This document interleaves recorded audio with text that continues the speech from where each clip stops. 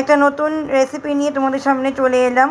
তোমরা হয়তো বুঝতে পারছো বা হয়তো বুঝতে পারছো না, তো আমি বলে দিই। এখানে আমি একটা রুটি করতে চলেছি। তো রুটিটা কিভাবে করছি, এখানে প্রথমে সাবু নিয়ে নিয়েছি, বড় দানার সাবু, ছোটো দানার সাবু। তোমরা একরকম সাবুই নিতে পারো। তারপরে এখানে ওটস নিয়ে নিয়েছি। আমি যতটা করে নিয়েছি তোমরা ততটা করেই নেবে, তা না হলে কম পড়ে যাবে।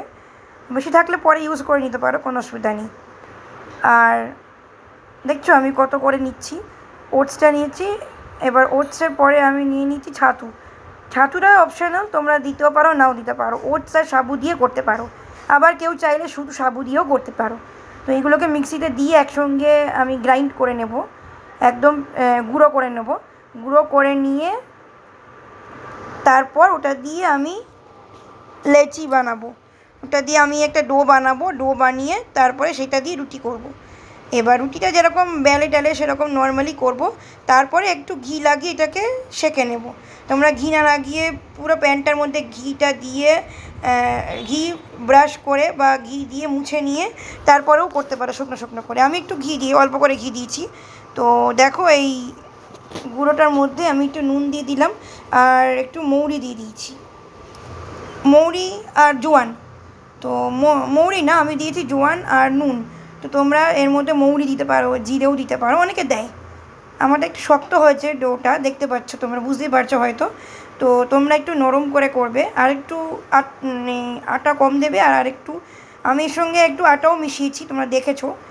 আর এরপর জল দিয়ে যে আটাটা মেখেছি, এটা মাখার মতো জলটা একটু বেশি দেবে। তারপরে আমি আলগো হাতে প্রথমে একটু বেলে নিয়েছি আটা দিয়ে, তারপরে নর্মাল যেমন রুটি বেলে ওরকম বেলে নিয়েছি। তারপরে একটু ছোটো ছোটো সাইজ হয়েছে আমার খুব একটা ভালো হয়নি। তো তোমরা একটু ভালো করে প্রিপারেশন নিয়ে করো। আমি ফার্স্ট টাইম করলাম তো তাই এরকম হলো।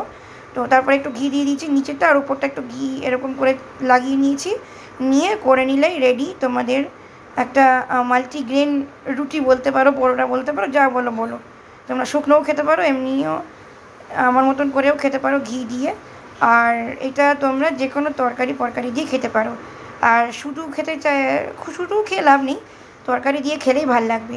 তোমরা কে এরকম কবে রুটি খেয়েছো আগে আমাকে জানিও। আর কে এরকম রুটি খেতে পছন্দ করো সেটাও আমাকে জানিও। আর যদি তোমরা করে না থাকো তো এরকম করে একবার বানিয়ে খেও, আর আমাকে কমেন্ট করো কেমন লাগলো তোমাদের। আর যদি আমাকে ফলো না করে থাকো তাহলে একটা ফলো করে দিও, আর আমার পাশে থেকো। তো চলো, এই একটা ইউনিক রেসিপি আজকে আমি দুপুরে করেছিলাম। এবার এরপরে আরও একটা ইউনিক রেসিপি নিয়ে তোমাদের সামনে হাজির হবো কালকে। দেখি কি ইউনিক করা যায়। তো ততক্ষণের জন্য তোমরা আমাকে ফলো করে নিও, আর কমেন্ট করো, আর প্রচুর শেয়ার করে দিও।